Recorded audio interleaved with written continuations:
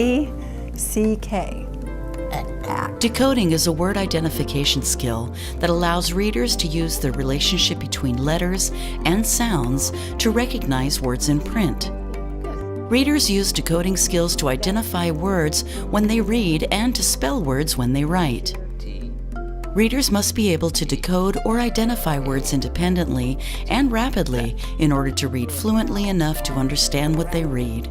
Phonics is a highly recommended strategy for teaching decoding that enables beginner readers to read words independently and accurately so they can focus on understanding what they read rather than on struggling to sound out each word.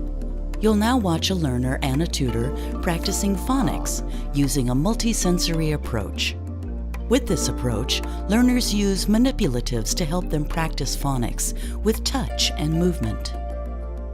Okay, Jonathan, so some of the exercises we're going to do today are going to help to build a foundation of the sounds that different letters have, so that the more we practice, it becomes automatic for you that when you see a letter, you know the sound that it makes, so that you will automatically blend those letters in and recognize new words and help you write new words and other words that we may not be familiar with. So it may sound fundamental, but it's a really solid building block that's going to get you to those long-term goals that we're looking for, okay? Okay, we have another way we can practice our sounds and the recognition of letters.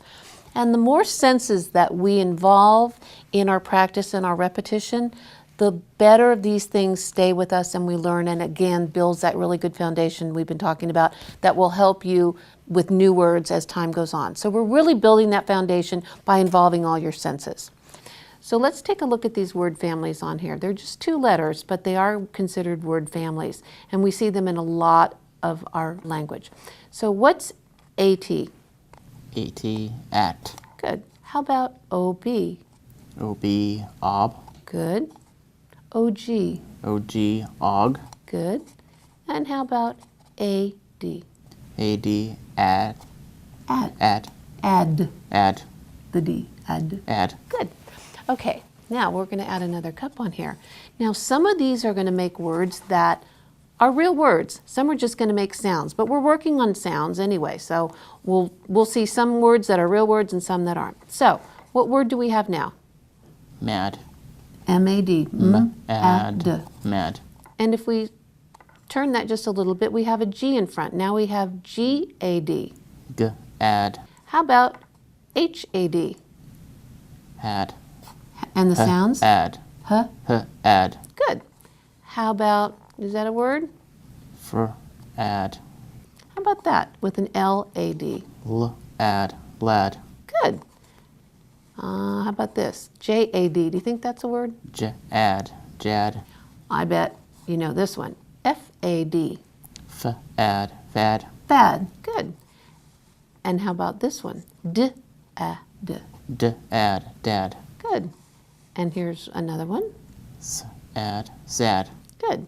How about I let you take this over and you can pick one of those word families that you like and make some words for me. How's that? Okay. Okay. Okay. What's that word family? O-G. OG. Og. Yeah. Okay. So what's your first word there? Hog. Okay. And the sounds are? Og. Hog. The sounds of each of those? Og. Good. Og. Okay. Og. No. You got it. Og. Right. Frog. Frog. Good.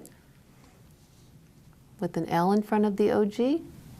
Og. Good. Log. Mm-hmm. Og.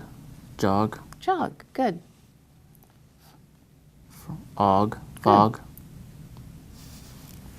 Dog. Or dog. D-A-G. Dog. Good. Is there a different one we can pick? Do we do them all? Okay, how about this one? This is the word family of ob. Ob. Sob. Ob. Rob. And spell that for me. R-O-B. And you got the sounds right. Good. Okay, next one. Ob. Cob. With a C-O-B. Good. Bob.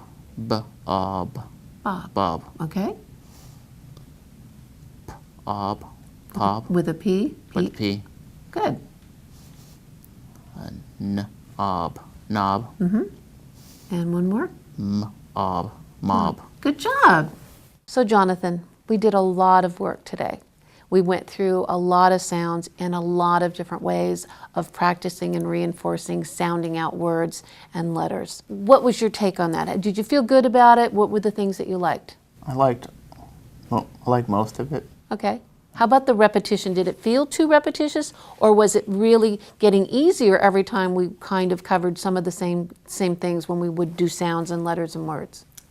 Got easier, but there are some hard areas. So let me ask you as well, of all of the different ways that we practiced today, how do you think you would use some of these techniques and skills in your everyday life when you're out and about?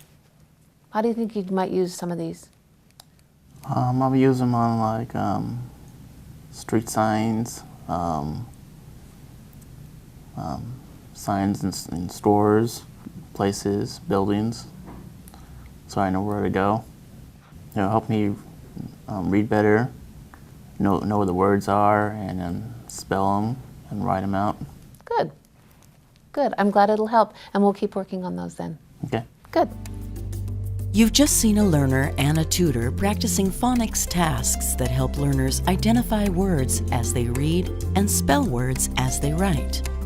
This type of focused practice should take up no more than 20 minutes of any given lesson. You can ask your local literacy program or an adult literacy listserv for advice on curriculum choices that provide structured, sequential phonics practice.